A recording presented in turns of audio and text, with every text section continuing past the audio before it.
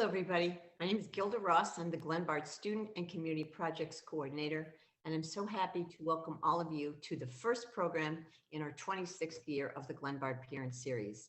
This is virtual, as will all of our programs be this year. And we found last year that was very advantageous for many families. So here we are, going to spend another year virtual, and then we'll reevaluate whether that format needs to change. I'm so happy that you're here. It's a very busy time of year, but this is also a very busy program. So I'm very grateful to all of you who are listening in. The good news is that this will also be recorded, and you can find the recording of it on our website and our YouTube channel. And that website is glenbardgps.org. So go there for information about all upcoming programs. Thanks especially to the sponsors who help put on GPS. Once again, the Emmy Gaffey Foundation, the Prevention Leadership Team of the DuPage County Health Department, Birth to 5 Community Coalition from District 93, CASE the Special Ed Cooperative, the Sebring Goodman Center, Kids Matter, the Glenbard Early Childhood Collaborative, Kiwanis, and the College of DuPage. On the back of the brochure are all of the organizations that have also given additional funding or support this by promoting it heavily in their own organization. So thank you to all of these organizations. Jericho has a slide that kind of shows all of the people that put this, that make it all possible. You are looking now, oh, that was prior to, thank you, Jericho. That was the first thing that came on the screen. And now this is what's coming up next. These are all of our programs that are happening in the next few weeks. Next Wednesday, we'll be welcoming Frank Palmasani. Frank has been with us before. He does an amazing job, a financial aid workshop, discovering the best college fit at the best price. And there will be handouts that will be on the website. So another reason why you might want to take a look at the website, glenbardgps.org, his handouts will be there. The next night, Ken Ginsberg, who's been with us before, he's a physician, adolescent medicine specialist with the Philadelphia Children's Hospital. He will be speaking along with his colleague, Robert Garofalo. Robert Garofalo is an adolescent medicine physician at the Lurie Children's Hospital of Northwestern Medicine, and they'll be joining us for 2 conversations, one at noon and one at 7 p.m., loving, affirming, and supporting all children to thrive, a gender identity and identity conversation. If this is of interest to you, please join us. And then, as you know, the Glenbard Parent Series, although we are a high school, we welcome everyone, anywhere, near and far. And we do have programming for the early child because we realize the value and the importance of that. So in August, on the 31st at noon and 7 p.m., Janae Halloran will be talking about social skills and anxiety solutions for the early child. Start strong. And then you might want to visit the library or a local bookstore and pick up the other Westmore. Westmore is the author of this very important book about his life experience and how he came to be as successful as he was when someone with the same name from the same neighborhood and the same family constellation was not as fortunate as he. What were the circumstances? So we'll be listening to Westmore. It should be an inspirational night. Pick up the book if you can. There's also a young adult version. Here we go. Starting year 26 with a very, very, very important book. Gentlemen, I really enjoyed this tremendously. And so I want to introduce you and we'll get started. Dr. Chris Thurber is a board certified clinical psychologist, educator, and author. He earned his BA at Harvard, his PhD in child and adolescent psychology from UCLA. He serves as a clinician and instructor at Phillips Exeter Academy. Dr. Hank Weisinger is an acclaimed psychologist and pioneer in the field of pressure management, as well as the author of a number of best-selling books. He has consulted with and developed programs for dozens of best-selling books, and this is his most recent, and we'll be talking about that tonight.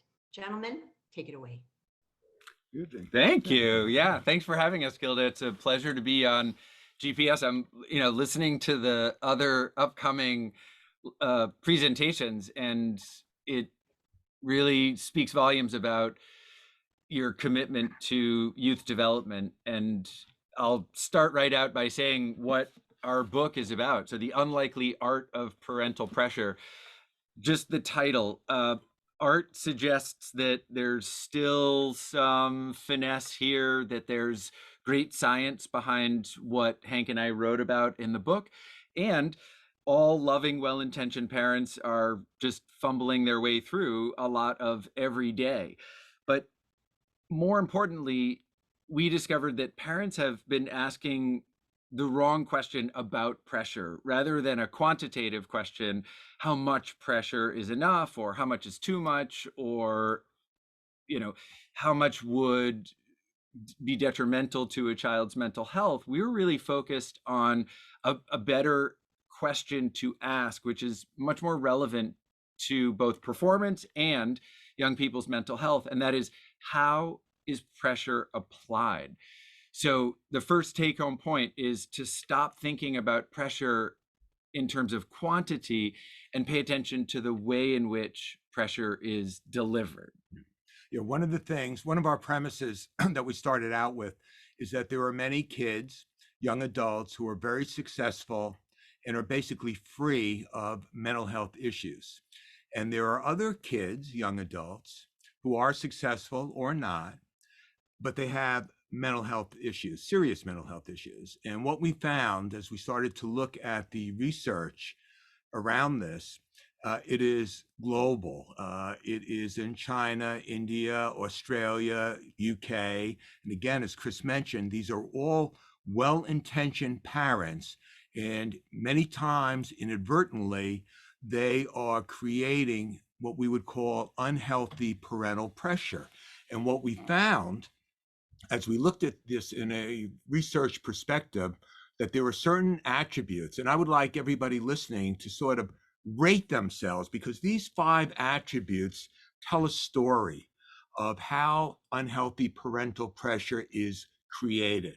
The first is scarcity of opportunity. Now, back in early man, in early times, the scarcity might have been food or water. So you can imagine how that created a sense of pressure, feeling you have to find food and water.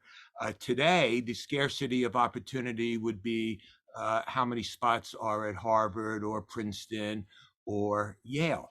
Now, as soon as you have a scarcity of opportunity, if you perceive the world like that, it makes you a sense of being competitive, because there is not enough for everybody. And you see that every day in terms of parents explaining to their kids that they have to do well. It isn't keeping up with the Joneses anymore. It is beating the Joneses. And one of the things that happens when you foster a sense of competitiveness, there is healthy competition, but often it turns into what psychologists like to call a ranking mindset, which means that you are always comparing yourself to other people. And kids who are on that track in 5th grade, they are still on that track when they are 45. The third element that starts to come in is a sense of perfection. Perfectionistic parents will tell their kids, don't make any mistakes on your application, not a grammatical mistake, not a spelling mistake. And being perfect, of course, raises the standard, but it also makes everything underneath perfection becomes defined as a failure. So we have a sense of urgency, a sense of competition. You have to be perfect in what you do. And this is why many parents, as another factor, become very controlling, that they have to watch what their kids are doing. That translates when a parent is perceived as controlling, as the teen or the child feeling that they have to act in a certain way. And that word have to, and I said to the parents listening, think of how you feel at work when you have to perform, you have to give a great presentation. That is a natural pressure inducer. So you have a sense of control, urgency, competition, perfection. All these factors combine to create a sense of unhealthy pressure. And what we found is that they're manifested in 3 specific areas: communication, for example, criticism. Pressure parents, as we call them, when they give criticism, are flaw finding because they're perfectionistic. Everything has to be perfect. Support parents use criticism to teach, to be instructional. It carries over into the second dimension of parental involvement. And here's the basic rule that we discovered, that if you have the right amount of involvement, your kids will perceive you as being supportive. If it is too much involvement, you will be intrusive. And what too much involvement means, not knocking on your 16-year-old's door when you go into their room, opening up their cell phone, checking their emails. That becomes a sense of over-involvement, and that is a manifestation of control. And then the third component that we found centered around parental acceptance, unconditional acceptance, conditional acceptance. Just like athletes have incentive clauses in their contract, unfortunately, many parents set up their parental contract like a sports contract. If you do well, you get goodies, especially love. And if you don't do well, you get nothing. So when you look at, I want parents to start thinking of, it's okay to have high expectations, but what if your child doesn't meet those high expectations? That's fine if you're still warm and if you're still loving. One of my favorite movies, Searching for Bobby Fischer, about a chess prodigy. He's 10 years old, true story. He loses a match that he should have won. His father is berating him. And the kid finally says, "Dad, how come you're standing so far away from me?" Father realizes what he did, approaches him and gives him a hug. Well, many parents are like that. Many parents will give their kids a lot of strokes if they get A's, but if you get a B or C below their expectation, they will show that disappointment, and that impacts the teen, and it makes them feel worse and creates a sense of healthy pressure, unhealthy pressure, because you're thinking, I now have to perform to get the love of my parents. And if I can't do it on my own, well, you know what? I guess I'll cheat. So what we found is that we have those attributes, and they're manifested in communication, involvement, and acceptance. And that is how you create a sense of unhealthy pressure in your teen.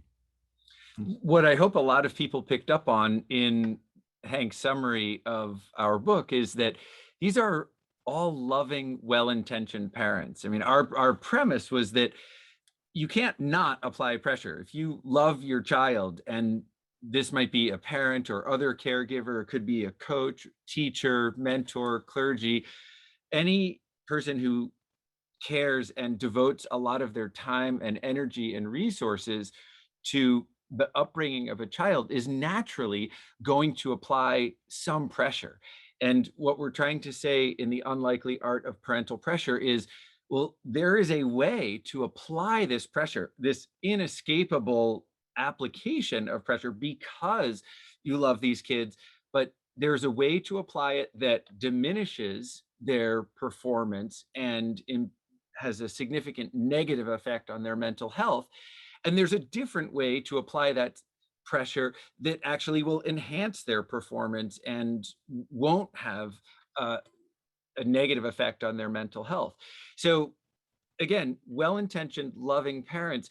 And Hank and I both have children. We both are able to think of examples and put some of them in the book of times when we also misapplied pressure because we had not yet done the research and weren't as clear-headed about, it's not the amount of pressure, it's how we're applying it. And one of the important points is that parental pressure is always defined from the teen's perspective. It doesn't matter if the parents say, I don't put pressure on my kid. It is the teen's perception, and how that is defined is when the teen perceives parental expectations as virtually impossible to meet. It would be like having a parent who thinks that you're going to go to the Olympics in terms of a sports parent. Now, the kid may or may not go to the Olympics, but it is feeling that this is such a wild expectation, that is a lot of pressure, that becomes a big burden to carry around. But that only applies to kids who care about their parental expectations.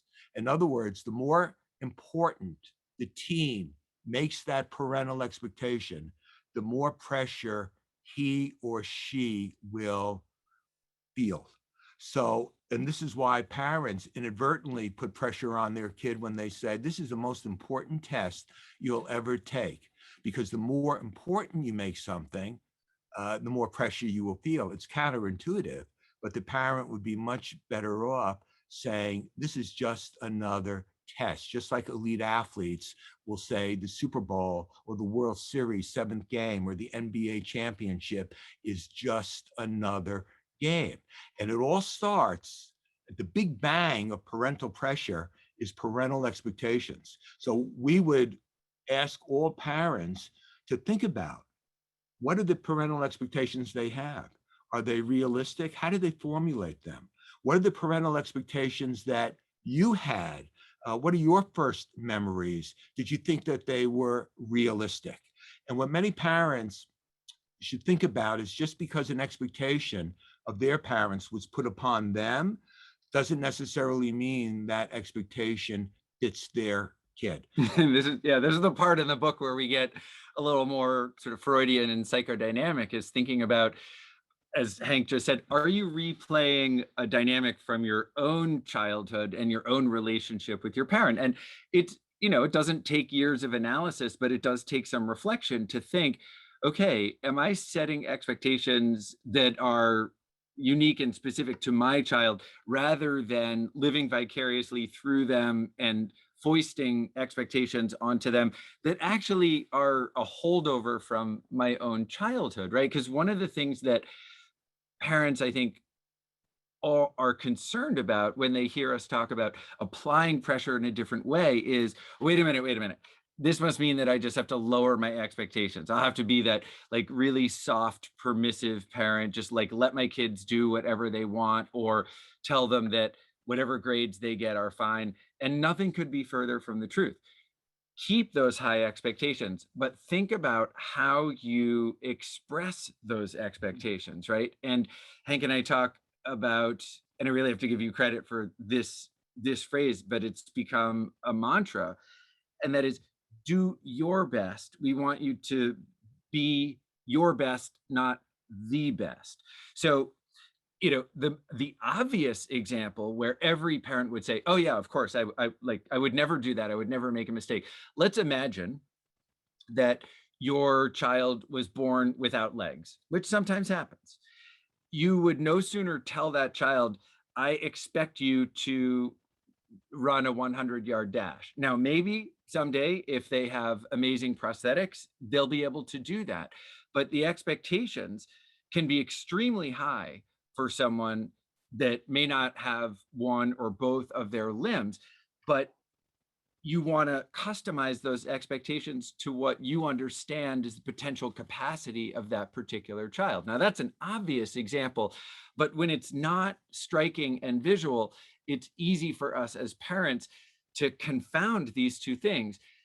Applying pressure differently in a way that's going to boost mental health and boost performance involves the sort of the opposite of scarcity, the opposite of being over controlling, the opposite of being hyper competitive, but it doesn't involve diminishing what those expectations are. Right. So the best parental expectation is simply to ingrain in your child that you expect them to do their best. You cannot do better than your best.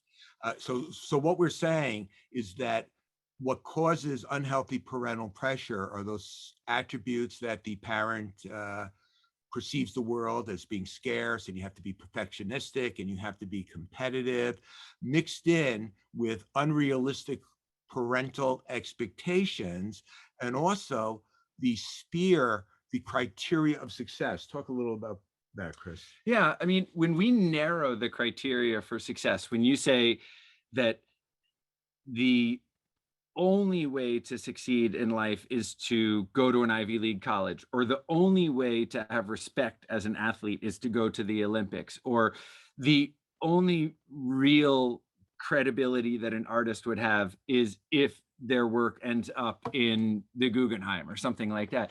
When you narrow what you define as successful outcomes, that induces a lot of harmful pressure.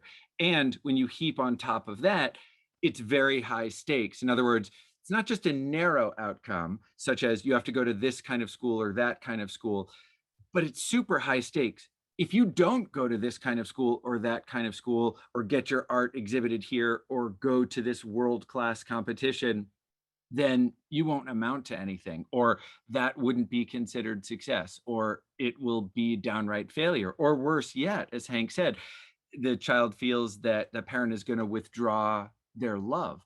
So it's not only important to express a range of different, you know, formulas for success, different outcomes that can be considered successful, grounded, as Hank said, in effort and that young person doing their best, but also, not to impede performance by framing it as super high stakes. One of the things that I learned from Hank in reading his prior book, right, which was Performing Under Pressure, is that although we can all think of iconic moments when, in a very high stakes situation, like the last few seconds of the game 7 of the NBA finals, somebody, sinks a 3-pointer from mid court to win the game and the crowd goes nuts. And of course, you can remember those moments, but those moments are not typical, right? In a high stakes situation, what is more normative, what's more likely statistically, is that people will choke, that their performance will not be as good as if they adopted a different kind of mindset, like this is just another game, or this is just another at bat, or I'm just throwing another basket. Not to minimize it too much, but not to heap on that really narrow scope and that really high stakes framework, because it impairs performance. Yeah. One of the things I found, it is a myth that people rise to the occasion. The edge is not being, quote, clutch, rising to the occasion. It's not doing worse. The C student is never, ever going to get 1,600 on their, or whatever a perfect score is, on their SATs, unless they are a tremendous underachiever or they cheat. But very frequently, the A student will choke on the big exam. And if you go back to those attributes of scarcity of opportunity, control, competition, perfectionism, those are all natural pressure inducers, urgency. Nobody does better under time pressure. If we had 3 years to write this book, even though it's fantastic, it would be double fantastic. You do better when you have more time. So again, to step back, parents need to think about where they are on those attributes and what they bring to the table that intensifies the feeling of pressure for their kid, teen, rather than reducing it. And when you reduce it, just as the adult will perform better, so will the teen. And it has great benefits for the quality of the relationship between parents and young people. And we recognize that most of the viewers tonight are parents of high school students and therefore teenagers. But of course, all of these things that we're talking about apply equally well to younger kids. So again, huge benefits for the relationship when parents, and I'll give you like another really, I guess, prosaic example, but something that I'm sure everyone can relate to, that is a follow-up on Hank talking about the value of time. So we've all, if your kids are in elementary school, middle school, high school, or beyond, but at least through high school, wanted to check in with our kids and ask them, what have you got for homework tonight? I mean, I'm not saying that every parent does it every night, but I think it's something that we can all relate to.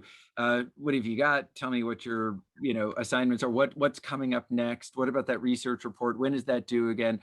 And there's nothing wrong with checking in with them, because it helps. It helps with their time management. It helps with their organization. But where it transforms into harmful pressure is when the parent says, well, now look, you did not do well on the last bio exam. So the next biology test, the one that's on Thursday, that one is really critical, right? You're going to need to get a 98 or 99 or 100 on that if you want to average out to some kind of a, B range grade. Because remember, on the last one, you got a 60. Now, pause right there for a second. You're already telling this child something that they know, right? So at the very least, and maybe this will be the title of our next book, like How Not to Be an Obnoxious Parent. It'll essentially be my autobiography maybe, but all kidding aside, it doesn't help performance and mood if you just begin by telling the child something that they already know. So you can skip that whole part. Even worse would be to focus again on a very narrow outcome, like success is defined as a 98, 99, or 100, and just talk about how high stakes it is. A better approach that maintains just as high a standard, because you want your kid to do well on that bio test, biology in general, the term, the whole year, excellent. You certainly don't need to play this out in a way that's going to make the child anxious, such as, well, if you don't do well in this and your GPA is what, you're going to close some doors and you're not getting into a good school, and the amount of money you'll make and all the rest, let alone the fact that there's very little correlation between where you go to school and how happy you are, where you go to school and how much money you make. But let's just go back to that moment. What could you say instead of telling them they need to get a high score and there's so much riding on it? You can just say, I can see that you've gotten out some of your homework. Is there anything I can do to help? Or I know you've got work tonight. What's your plan? I know that, you haven't hit your homework yet. And is there anything I can do to, help you get set up for a solid night of studying, right? Just some open-ended questions that acknowledge indirectly the importance of studying and directly willingness to help. the willingness to help. Exactly. Yeah. And also to build on a point that Chris made earlier, that we want parents to remember, big difference between support parents and what we call pressure parents is that pressure parents are overly focused on the outcome in the grade, whereas support parents tend to focus on the effort. See, what I found interesting as a clinician is when the kid does the best and it's not good enough, why are parents getting angry? Why is the parent getting angry if the kid does his best, but his best might be a C? And if the best is that he can, as long as he does his best or she does her best, that to us is the bottom line to get on the road of good mental health. And that is manifested in another communication skill. We said there was one difference with criticism, that pressure parents use criticism to point out flaws, what the person did wrong, whereas support parents use criticism to show improvement oriented. Hey, here's another way of how you could do this, or use the word next time, because that moves it into the future. Another is praise. Pressure parents will say, like, good job. Whereas support parents will say, I really like the way that you handled that particular situation or that question or that part of your musical solo, because when you are specific, when you give praise, your child realizes that you are actually paying attention. In a work environment, I found that many people will tell me that when their boss says good job, it is really meaningless. It would be like when people come up to me afterwards and say, oh, this was a good presentation. My first question is, really, what did you like about it? I force them to be specific, because when you are specific to the child, it also helps them learn what they did well, and it makes them more likely to repeat it again. And it shows appreciation that they did their best. So Gilda, I was just going to say we're at about the halfway mark, and it would be fun to take some questions. Yes, this is great. In 2007, we hosted Carol Dweck. So we've been talking about, and you reference her important work about the important, you want to spend a minute just talking? Because I'm so happy when this comes up again. Would you mention that? And then we'll move on. The idea in terms of mindsets, and what we found is that there is a ranking mindset and there is a mindset of excellence. And the difference is the ranking mindset is based on how well you do to others. One of the things I told my kids early on is there's always going to be somebody smarter, prettier, better looking, a better athlete, and richer, and so on. So don't compare yourself to other people. Just focus on doing your best. And when you get the child to focus on doing their best, they develop a mindset of excellence, of just wanting to be the best they can. Every Olympic athlete really has a mindset of excellence. Carl Lewis, the great track star, I had as a quote in Performing Under Pressure, he said he is never worried or never focuses on beating the other guy, or because he can't control the other person. You just focus, he just focuses on himself. My father always told me, don't worry about the other person. If they all jumped off the Brooklyn Bridge, would you have to do that too? Just take care of yourself. And that will create that mindset of excellence, which is what Carol Dweck would recommend through her And research. that thinking Because it's about growth oriented. the effort, the growth mindset about the fact that you're not there yet, but also praising the perseverance, the effort, rather than saying to your child, you are so brilliant, darling. Why would they even bother challenging anything further than that? But the effort, and you stress that so, but I'm so appreciative to see that again. The reason why I think this is such a great book for today, so many of the things you write about are just so timely. Like, for example, when you talk about the empathy, we've had so many psychologists over the past couple of months talk about how the last thing you want to say to your child in this time of COVID and all the challenges of the world, the last thing you want to say, well, at least you have a roof over your head. At least there's food on the table. We want to lean into their empathy. And I love the way you talked about how, and I'd love you to talk about this a little bit more, about the power of the pause. Would you? Sure. Yeah. So I think the easiest way to practice empathy, and there are different ways of providing empathy, but let's break it down to its essential component. Empathy is when one person expresses an understanding of what another person is thinking or feeling.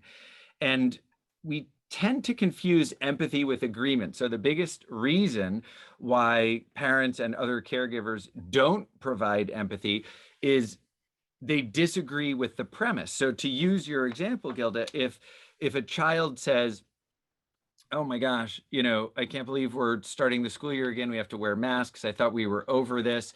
And the loving, well-intentioned parent says something like, well, at least you have a roof over your head, so you have something to be grateful for.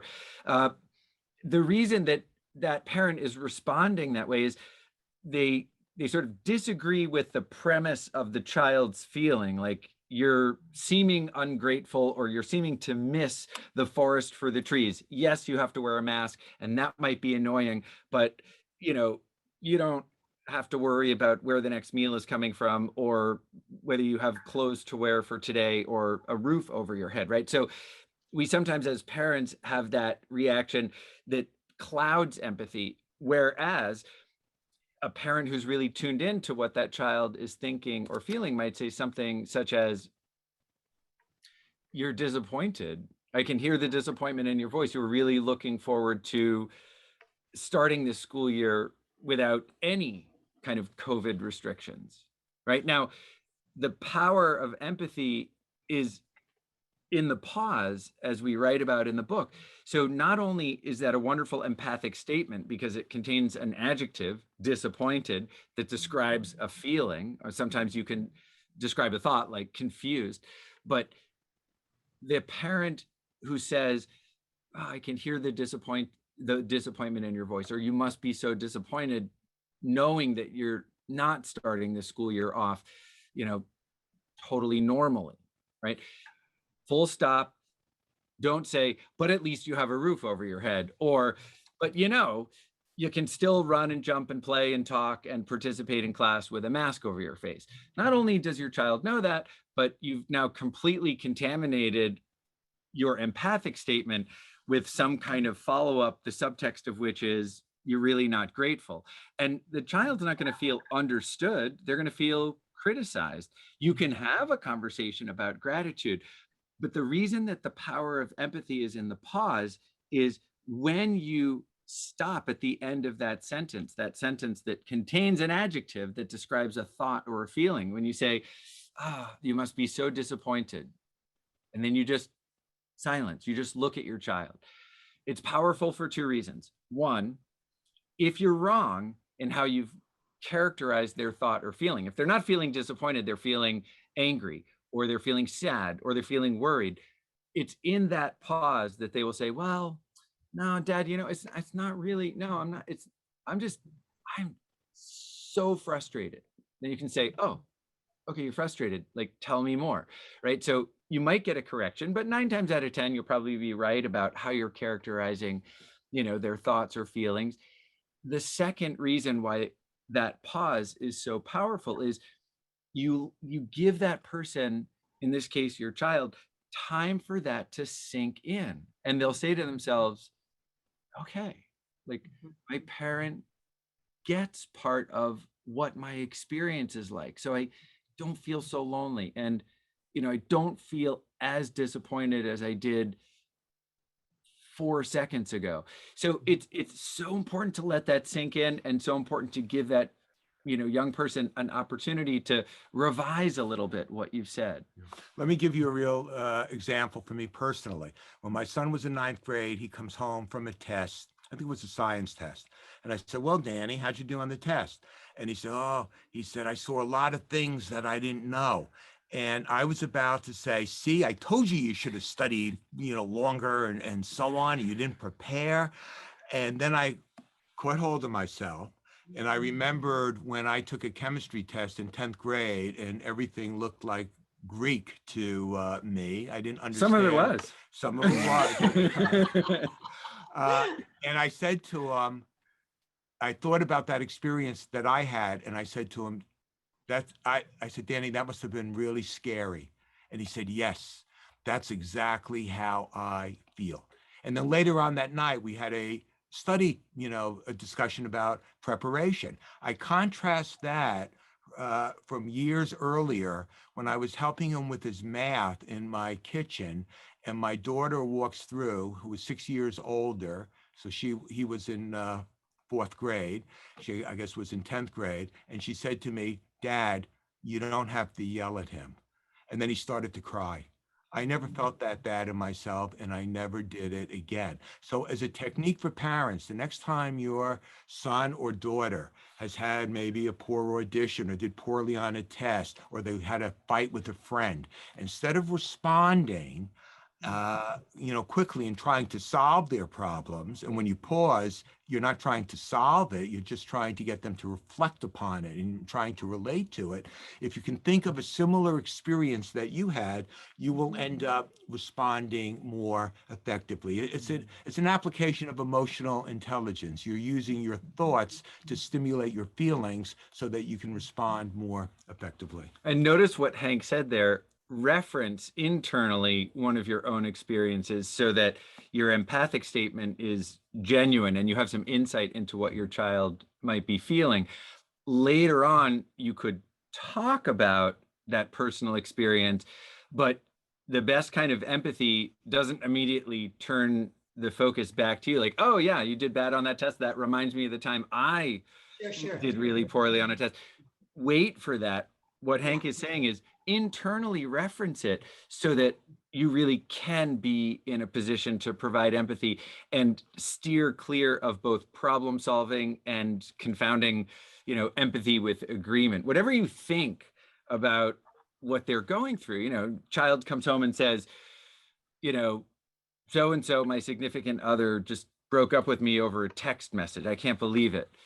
And, you might be tempted to say, well, it's just as well they weren't a good match for you anyway.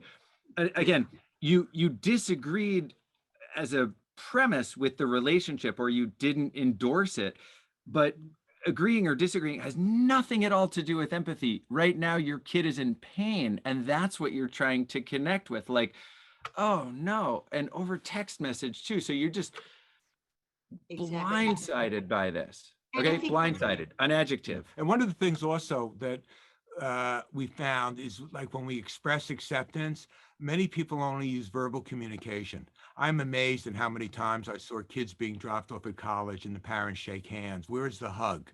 That tactile communication, affect, a pat on the back is really important. Sometimes you don't have to use words. Sometimes you can just hug your kid. You've seen a million scenes like that in movies where the parents with the kid and the kid just starts crying and all the parent does is hold. Because sometimes there are no words, there are just feelings, and touch is a great way to communicate love and caring. Yeah, so These true. are such important points for our time. And the other thing that was in your book that I thought really spoke to this moment is about getting your own stress under control at the door. You want to talk about that for a minute?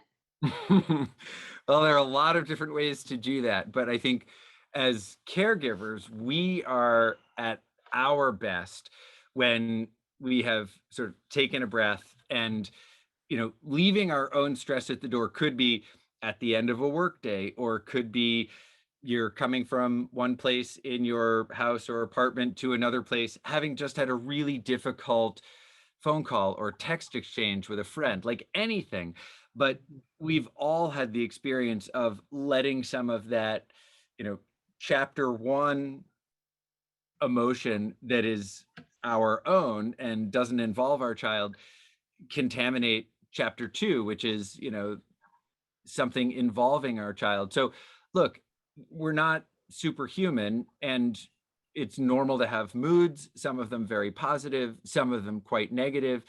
But when you just pause a little bit and take a breath and say, okay, before I greet my child, before I go into, knock on their door to see how the homework is going, before even I'm in the same room where I'm making dinner and my kid is right there and they've just said or done something to their sibling or over the phone that stirring up a lot for me, just pausing and asking yourself, what's going to help this circumstance right now?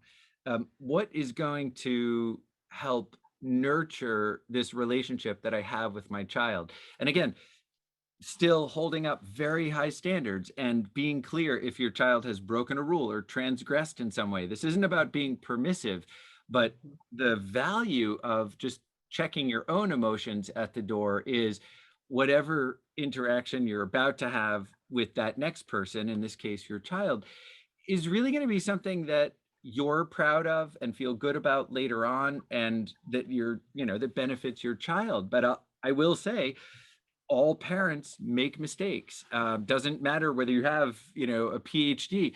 So remember this as well.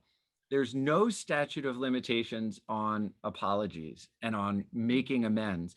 So, if you put your head on the pillow tonight and realize, oh, I listened to that thing that Chris and Hank did about their book and pressure, and I'm replaying a conversation that I had just today with my kid and realizing that I problem solved instead of empathized, or, I put really unhealthy pressure on them by narrowing what I defined as a successful outcome, whatever it might be.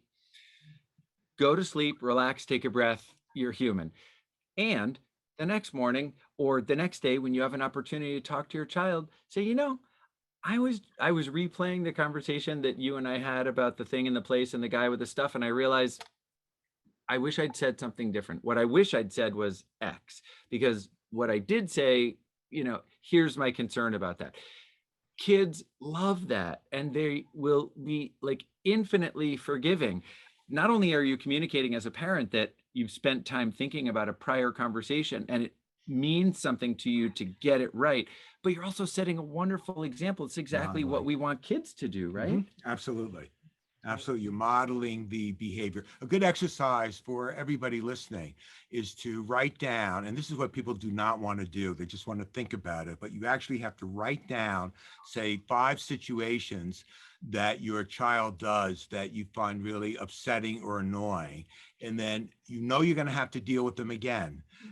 Next time they don't do their homework on time or whatever the situation is, and mentally prepare how you are going to handle those situations when you are confronted with them, so that you can start to respond more productively. Just like a football player has a plan in advance, they know how it's going to run. If the defense lines up a certain way, it is the same thing. So you are preparing in advance by identifying those issues that you find upsetting, which really means that the way you haven't figured out a more effective way of responding. It's like we laugh at the parent who says, I spoke to him 50 times and he still doesn't do it. It's like 50 times. How many more times do you have to do it before you realize what you are doing isn't working? And that should be empowering, because you can change. You can always change what you are doing, what you bring to the interaction with your team. Well, let's hear from some students, and then we'll come back with some parent questions. So, Awesome. Okay, so first up, Matt, you are up with the first question. Hi, my name is Matt Naughton. I'm a senior at Glenbard East. I just want to start by thanking you both for speaking with us today. And my question is that like a lot of my friends feel unhealthy pressure from their parents, but their parents just don't seem to realize like what they're doing. What suggestions do you have for these students? Well, it's Mac or Matt. T's at the end? Matt, yeah, with a T. Matt, okay, thank you it's a great question. And as someone who works in high school, as I do, I hear similar kinds of questions from students every year. And so I have a three-part answer. The first is pick a time when it's not super stressful, because the time to have this conversation with your mom or dad or moms or dads or aunt or uncle, whoever your primary caregiver is when you're both feeling calm, not really upset about one thing or another, right? So pick a moment when you're in a good mood and your caregiver or caregivers are in a good mood. The second thing is lead with some praise, right? And I'm not a big fan of the whole like praise, criticism, praise sandwich, just because I don't think people are that fragile. But the reason I'm saying lead with praise is it's so helpful to parents, and I'm a parent speaking to you to say this is very helpful to know that you're not completely screwing up all the time. And sometimes the way that teenagers deliver feedback is in a sort of catastrophic way. Dad, you haven't done one thing right since the first thing I can remember when I was 3 years old. That's demotivating. So when you lead with praise and be specific with the praise, as Hank said, if you say something like, Dad, like what really makes me feel good after a soccer game is when, we spend the first 5 minutes of the walk home or the drive home just in silence. And then when you just ask me, what are you thinking about? Because I might not be thinking about the game and I'm not ready to debrief it right away. I love it when you just give me that time, right? So that's the praise, right? Find something related to the unhealthy pressure that your parent is doing well and point that out. And then you can say what your constructive feedback is, which is, Dad, there are times when before we've even gotten to the car or started the walk home, you're pegging me with questions about why I didn't do as well as I can. And I know that comes from a good place, but it makes me feel sometimes like all that you want me to care about or all that you care about is the score, or all that matters in terms of whether or not, I play soccer is that I do incredibly well every time I'm on the field or every time I have an opportunity to kick the ball. And, that just, it's really hard for me. All right. So that would be, Hank, I'm sure has some additional things to say, but pick a time when everybody's in a good mood, lead with some praise, and then be specific about both the praise and the suggestion. Here's what I would tell you, Matt. How many friends are we talking about that you have that fall into this group, would you say? Probably like at least a couple. Okay, so what I would tell you to do is to tell them is that they get 10 beautiful boxes and they're gift wrapped and they put it in their parents' bedroom. And then when their parents go in and they open up each one, what do they find in each box? This, the unlikely art of parental pressure, and they will get the point. And sometimes you have to say, is really Dad, Mom, what do I need to do to let you know that I'm really feeling overstressed and a lot of pressure to perform to your expectations, which I don't think I can meet. So that's a difficult conversation for a teen to have, but sometimes you have to go through the difficulty to make something better. Many teens make the mistake of not communicating to their parents. So the parents many times think that everything is fine. So that's what I would Good point. recommend. Communication is always the best thing. But Good. request it as, I need your help, mom and dad. Help me alleviate this pressure. Mhm. Very good. Thank you. Thank you so much.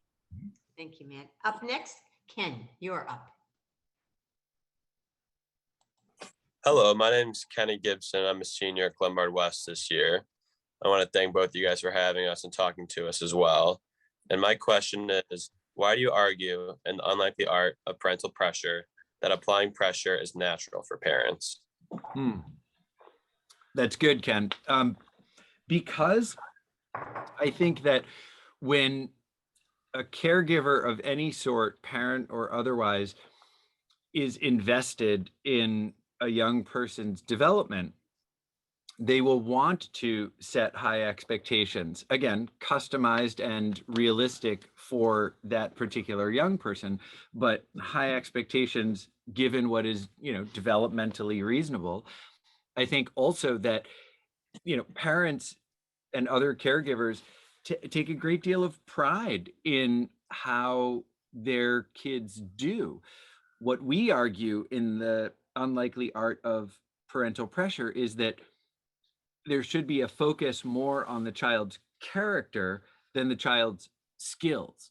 So, praising perseverance to me is much more important than praising the particular skill. I'll use a real example. My boys are 16 and 18. They both play the violin.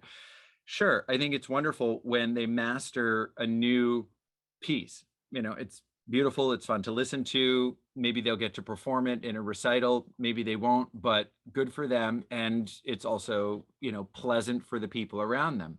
But what really matters to me is not the execution of that piece of music, but what it took to get there, which was a lot of perseverance. And Ken, I'm sure because to get to be a senior in high school, you had to have had a lot of perseverance in different areas.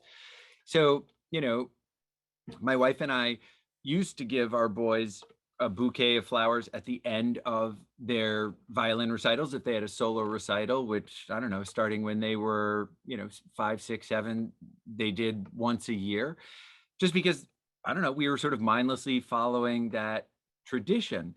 And we realized at some point, and this was before Hank and I wrote the book, but it's an example that I include, what we should be doing is giving our kids that bouquet of flowers, or, for our younger son, it was always, he wanted Matchbox cars. It doesn't matter what it is, but, a handwritten note, a small gift, a flower before the performance, right? So the day before or the morning of, pulling our boys aside and saying, yeah, I'm really excited for today. And it took a lot of hard work to get to this point. And I know you're going to make a lot of people happy when they hear this music. And here is the gift. I'm rewarding the hard work, not the particular performance. And also remember that we said earlier that parental pressure exists all over the world, not just in Illinois, not just in Connecticut, Chicago, the United States. So the fact that it exists all over the world tells us, and all parents, that it is a hardwired instinct, because pressure, remember, physically is a force. And if you think of parental pressure as a psychological force, its function from an evolutionary perspective is to guide, push the child down the path that will, from an evolutionary point of view, lead to his or her success. So it's hardwired into it because it helps the offspring succeed when it is done in a healthy way, at which point, instead of feeling it as have to perform and impossible expectations, the child will experience it as a sense of guidance, support, motivation, and encouragement. Those attributes describe parental pressure at its best. And that's what, as you'll see, the book helps transform unhealthy pressure into that healthy form, so that will be how the teen experiences it. Good. Very good. Thank you. That's great. Thank you very much. Cynthia, you are up next. Hi, my name is Cynthia, and I'm a senior at Glenbar North. Thank you guys for coming on and talking to us tonight. But my question is, what kind of harmful pressure do students sometimes apply to themselves? Oh, that's a great question, Cynthia. Yeah, because obviously, Hank and I are writing this book, or wrote this book, for parents, but you're absolutely right, Cynthia, that young people can apply unhealthy pressure to themselves as well. So a lot is the same, but thinking about the parameters of what distinguishes harmful pressure from healthy pressure, it's easy for students surrounded by other high performing people, as you are, Cynthia, to think, well, all my friends are talking about getting this many, I don't know, likes on Instagram, or having this many followers, or they're talking about getting into this or that school, or they're talking about getting this or that grade in math. And what starts to happen and leads to, I think, unhealthy pressure that is kind of self-inflicted is a belief that your goals or your best has to meet the norm that you perceive in others, right? And as Hank said, his father, somewhat tongue-in-cheek, but also in a very serious way to get him to think about it, asked him, all right, if all your friends jumped off the Brooklyn Bridge, you wouldn't do that either. Like, no, okay, but we are influenced by our peers. For example, if everyone is talking about going to this or that school, or everyone's talking about this or that grade, it would be normal for you to at least consider that, oh, maybe I should be doing this, or maybe I should be going there, or maybe I should be, following this norm. And there's nothing inherently wrong with like cultural norms. Some of them are healthy, some of them are not healthy. The norm for Friday night for a sophomore or junior in college might be to binge drink. That doesn't mean it's healthy just because it is the statistical norm. So the kind of unhealthy pressure that is self-inflicted is often referencing other people or other groups without asking, is this thing what would be sort of my best self? And that takes courage, it takes humility. Sometimes the answer will be yes, everyone else is studying and I will be at my best if I perform as well as I can on the upcoming chemistry test, so I'm going to study too, right? Peer pressure can be very positive, but it can also be negative. The point is just to reflect a little bit on, what am I saying to myself about what outcomes I am saying,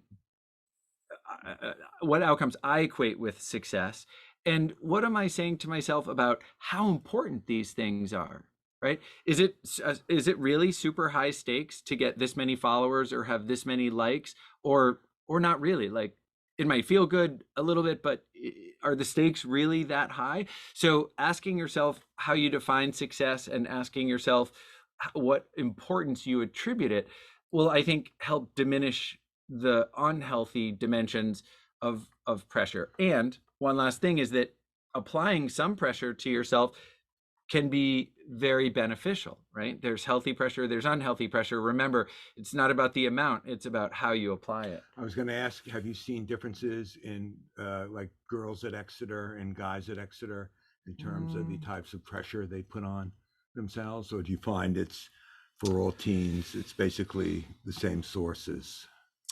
Well, I haven't seen huge, differences in gender, whether someone Physical identifies attractiveness, as maybe?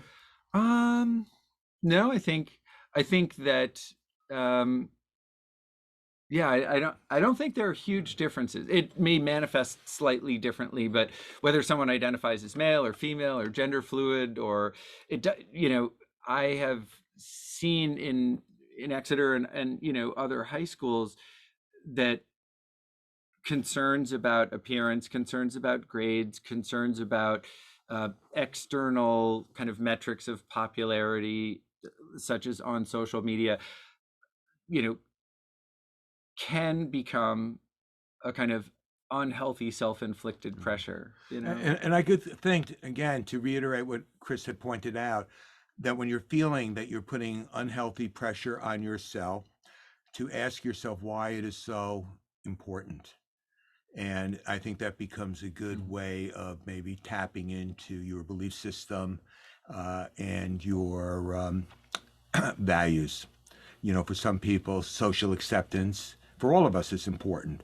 But for some people, being accepted maybe by 2 or 3 people, the whole world, that's their whole world. So you have to ask yourself, why is this so important in the first place? Because remember, the more important you make something, the more pressure you will experience. Very good. Thank you. Thank you. Ariane has the last student question. Hi, I'm Arian Sandoval, and I'm a senior at Glenmart South High School. And I want to thank you guys for listening to our student questions. And I just have one final question. So my question is, what kind of healthy pressure is associated with the best performance academically and athletically? You want to start on that one? I would say, again, it gets back to that internalizing that expectation that you are just going to do your best. And that means you have to be honest with yourself. So for academic success, anytime you write a paper, you need to ask yourself, is this my best? And if it isn't, then you would use that to motivate yourself to make it your best. And it's the same in terms of sports. Remember, you're not going to rise to the occasion. And you can't control how other people are going to do. So if you just develop the work ethic that no matter what the situation is, I am going to do my best, what you will find in life, and this might be hard to accept now, but more often than not, your best will be good enough. If Tom Brady does his best in every game, that is usually good enough for him to win. Not all the time, because remember, there's always going to be somebody better. So that's why you don't want to spend your life comparing yourself to other people. You just want to do your best, and that you will be very satisfied. No athlete ever feels badly when they did their best and lose. They always say, I give him credit, he did a great job, and so on. They do feel bad when they did not do their best. That's when they feel they let themselves down and their fans down. Yeah, I don't have too much to add to that, except that it's important after a performance that you're unhappy with to ask yourself, what could I do differently in terms of preparation next time, whether it's, artistic, athletic, academic, or social, or otherwise. I don't like the way that date ended, or, I'm not so sure that that's the best grade I could have gotten on that English essay or something. Okay, all right, good for you for not externalizing the blame and saying, well, that person's a jerk, or my teacher's an idiot, and I hear that all the time from students after a performance that they're unhappy with, that you want to attribute, and this is a bias that we all have. If you're walking down the sidewalk and you trip, the first thing you do is look down or, slightly behind you. Where's the crack in the sidewalk that I must, it's got to be the sidewalk's fault that you tripped. If the sidewalk were smooth, you wouldn't have tripped. well, what if the sidewalk is perfectly smooth and you just kind of, I don't know, you had an uncoordinated moment there, or you didn't tie your shoes very tightly, so you tripped over your own shoelaces. It's not anybody else's fault, and the sidewalk doesn't have a crack in it. It's your fault, right? And it's great if you can look at any performance that you're unhappy with or not totally satisfied with and say, all right, first thing I'm going to do is not like blame other people. Sure, there might be external factors, but let me just look at what I can control, as Hank has said several times, and ask myself, well, what really would have been my best? If that was my best, if I liked the preparation that I did, given all the other demands on my time, okay, like I don't have to feel great about this grade, but I don't feel bad about myself. I did the best I could given the time that was allotted and, the opportunities that I had. Okay. And taking a very tucked in point on that is that you have to be able to take responsibility for the outcome. Because if you do not take responsibility for the outcome, it is very hard to improve your performance. You can't have a sense of confidence until you acknowledge that what you do is going to affect the outcome. Why would you study on it for a test if studying isn't going to make a difference? So one of the hallmarks of elite people, not just in athletics or academics, in everything, is the taking responsibility for the outcome. And by doing that, it allows them to make improvements that can alter future outcomes, which might be in the case of a student studying 4 days in advance rather than 2 days in advance. Okay. Thank you so much. You bet. We've got two last questions. So this is a tough one. And I wrote that down, circled it, control what you can control. This is an important takeaway. So this came in from Amy. And she said, I have a younger child. What if the child isn't doing their best and the parent knows the child can do better or try harder? Well, let me tell a quick story that might answer that. My son one time worked on a science project on a big white piece of cardboard. It was on tornadoes. So he came up to me and he said, all right, Dad, if you were my teacher, what would you grade me? So I'm thinking to myself, sweet, because when my daughter would say that, if I said a C, she'd say, how do I get a C plus? If I said a B, how do I get a B plus? So I figured he'd be the same. So I study it and I say, well, Danny, I have to be very honest. If I was your teacher, I'd have to give this a B minus. So he pauses for a second and he says, I can live with that. I never expected that answer. Now, 2 weeks later, he comes up to me with his English paper. Okay, Dad, if you were my teacher, what would you give me? And I would say to, parents, what would your response be? Because you now know, no matter what grade you say, he's going to say, I can live with that. And at the same time, you cannot say a lower grade than you would really get. You have to be honest. And, well, I think you can do better. Oh, Dad, you always think I can do better. Whatever I do, it's never good enough. And I'd hear many responses that would be very ineffective. And they were all making the same mistake I made. They were focusing on the grade. So finally, I said to him, I thought about it, and I said, well, Danny, is this your best? Because I only want to see it if it's your best. If it's not your best, don't show it to me. And he paused for a second and he said, well, it's not my best. I said, okay, then don't show it to me. And that's how I got him. I put the responsibility on him.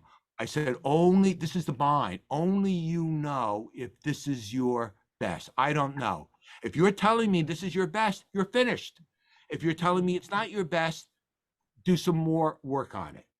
And that's how I got him to internalize always doing your best. The irony is that now he's 31 and he will call me to edit something. And I will say to him, because I'm watching a movie or a ball game, this is the last thing I want to be doing. And I will say, Danny, it's good enough. And his response is, I don't want it to be good enough. I want it to be really, the best. So he has internalized that. So that's what I would say, that you put the responsibility on your daughter. It is not a parental responsibility to take responsibility for your kids' work. Helicoptering homework doesn't help. You have to say to your kid, it's up to you. My son once asked me, Dad, will you get me something good if I do well? And I said, no, I get you things because I love you. I said, your grades is your business. If you want to be the dumbest kid in the class, if you want to get in trouble with the teacher, that's up to you. And I took myself out of the loop. He started taking more responsibility and he started doing his best. I'll add one thing to that in response to Amy's question, and that is that if Amy can find a domain in her daughter's life where she does feel as a parent, yeah, my kid is doing their best at this. Like she tries really hard at this, but then I don't think she's really doing her best at all of these other things. Point that out, because I don't know, in the question it didn't say it's a younger daughter, I don't know, or younger child, how young this child is, but they certainly may be young enough that they're not really understanding the distinction between places where they're doing their best and places where they aren't. And as Hank said, it's very much the child's responsibility. Yes, their interest, right? So my guess is that what Amy will find is that something that is intrinsically motivating and that, you know, her younger child really is interested in is a place where she as a parent can say, that's, you know, I can see that you're really trying your best there. And here are the indicators, you know, about perseverance, or you make a mistake, you want to do better, or that's improvement, blah, blah, blah.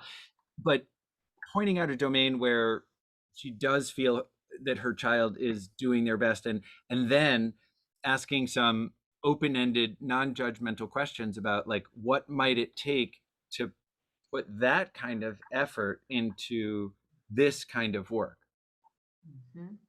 Good, very good. Thank you. I know Amy will appreciate that. Let's, you know, I've written down tons of notes here, but just the last thing, I know that chapter on cracking the secret kid code and the importance of using questions as a hook, that really spoke to me. Can you just briefly leave us with that? Sure. So one of the chapters is subtitled Cracking Kids Secret Code, and it's really a challenge for parents and other caregivers to think about listening to the subtext of what their child says. You know, how was your day? Fine. Well, maybe it was fine. Maybe actually fine is code for, gee, Dad, that was, you know, the same question you asked, and I don't want to relive the day, or it was horrible. So what people say is not always what they mean.